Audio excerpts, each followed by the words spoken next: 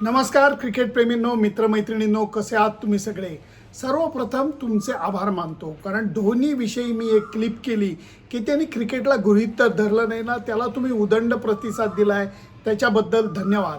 आता मुख्य मुद्द्याकडे येतो, कारण आता IPL शेवटच्या टप्प्यात नाही, प्ले ऑफमध्ये आलेली आहे आणि पहिला सामना दोन जायंट संघांसोबत आहे. पहिलं म्हणजे बँगलोर रॉयल चॅलेंजर्स बँगलोर आणि गुजरातच्या सुपर मॅच आहे. माझ्या मते निर्विवादपणे याच दोन संघांना 1 आणि 2 नंबर मिळणं हे अपेक्षित होतं.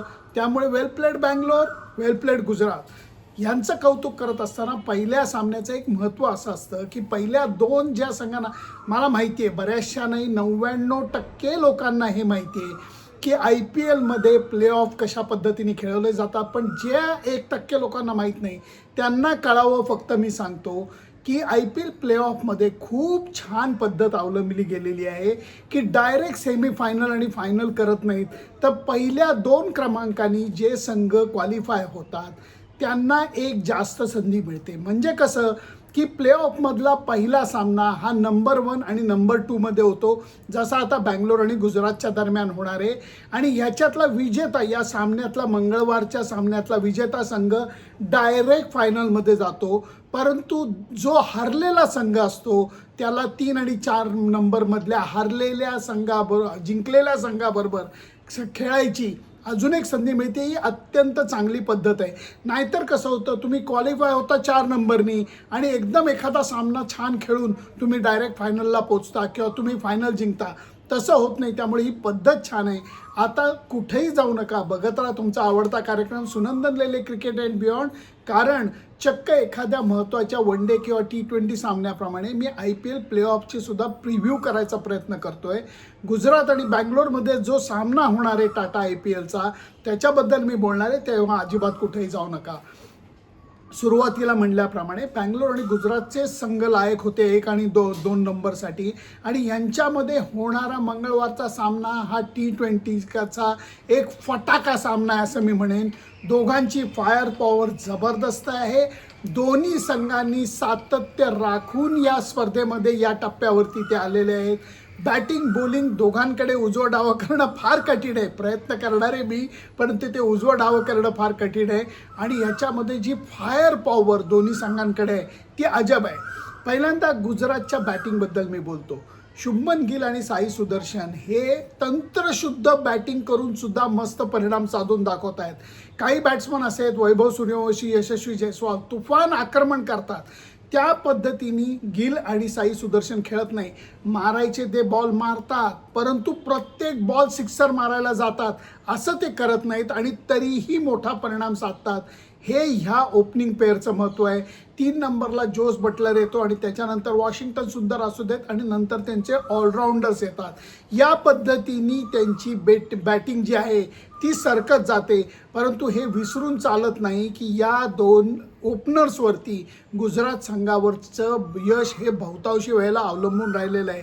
सुरुवातीच्या काळात हे रिस्क कमी घेतात आणि म्हणून त्यांना जास्त भागीदाऱ्या करता आल्या आहेत, हे आपल्या सगळ्यांना माहिती आहे. त्यामुळे या सामन्यामध्ये सुद्धा समोरच्या टीमचे जे आता कसं क्रॉस कनेक्शन आहे बघा. एकीकडे गिल आणि साईच्या बाबतीत मी बोलतोय आणि दुसरीकडे समोर कोण आहे त्यांना बॉलिंग टाकायला, तर भुवनेश्वर कुमार आणि त्याला साथ देणारे हा जोश हेझलवूड. जबरदस्त बॉलर आहे, जबरदस्त काटेकी टक्कर. मी एवढ्याच करता म्हणतोय कारण भुवनेश्वर कुमार हा या संपूर्ण टाटा IPLमध्ये आउटस्टँडिंग मारा करतोय. आणि त्यांनी सुरुवातीच्या, जसं ट्रेंट बोल्ट सुरुवातीला करायचा आधीच्या काळामध्ये, की त्याच्या पहिल्या 1-2 ओव्हरमध्येच तो समोरच्या बॅट्समनला आउट काढायचा, भुवनेश्वर कुमार तोच प्रयत्न करणार.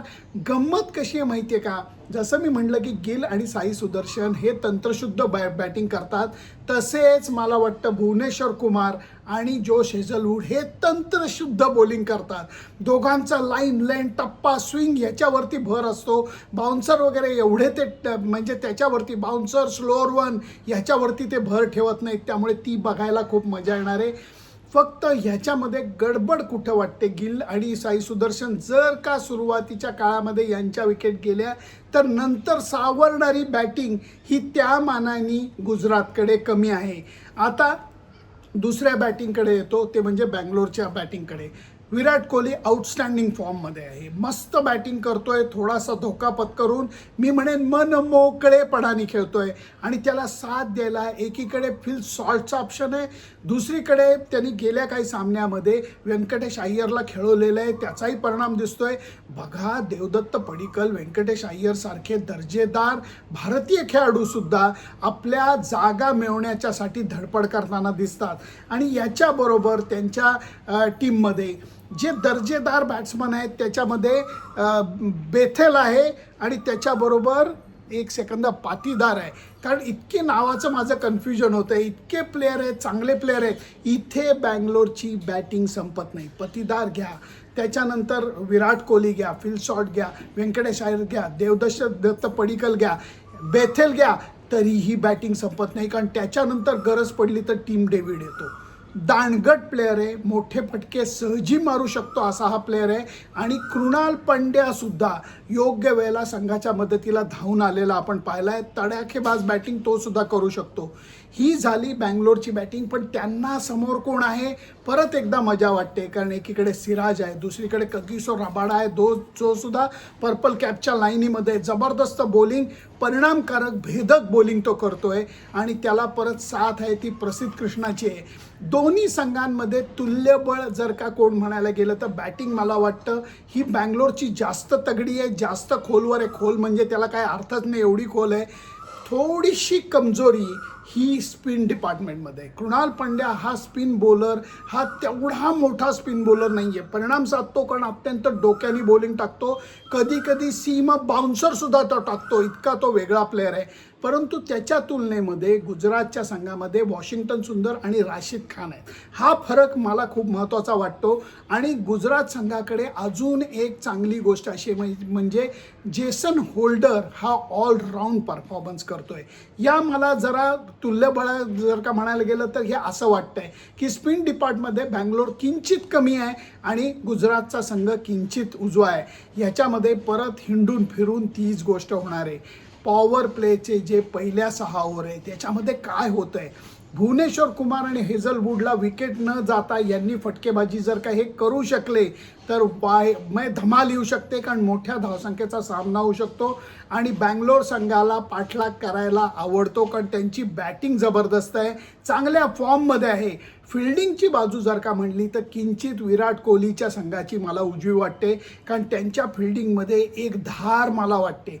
ह्या धारेचा परिणाम असा होतो की एक अफलातून झेल, एक अफलातून रनआउट हा जर का झाला तर एकदम गोष्टी बदलू शकतात. त्यामुळे एकीकडे गुजरात संघाकडे ऑलराऊंडर्सचा भरणा आहे.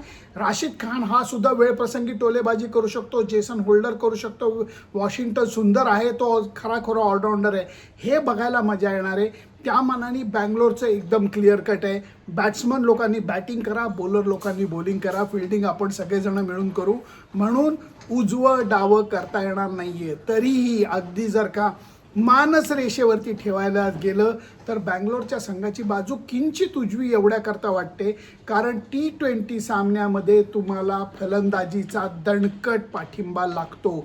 तो दणकट पाठिंबा बँगलोरकडे जास्त आहे. कारण मी जसं म्हटलं की कृणाल पंड्यापर्यंत चांगली बॅटिंग आहे, त्या मानाने गुजरातची बॅटिंग आहे ती टॉप ऑर्डरवरती जास्त विसंबून आहे असं माझं म्हणणं आहे. म्हणून केवळ एक अंदाज वर्तवायचा म्हणून मला बँगलोरच्या संघाची बाजू किंचित उजवी वाटते. तुमचं मत काय मला नक्की कळवा. तुम्हाला कोण वाटतं की कोण बाजी मारून जाईल. मी जे म्हणलं की स्पिन डिपार्टमेंटमध्ये थोडासा फरक आहे त्याच्याबद्दल तुमचं मत काय मला नक्की कळवा. फक्त त्याच्याकरता माझं फेसबुक पेज, इंस्टाग्राम अकाउंट आणि यूट्यूब चॅनल लाईक, शेअर आणि सबस्क्राईब करायला विसरू नका.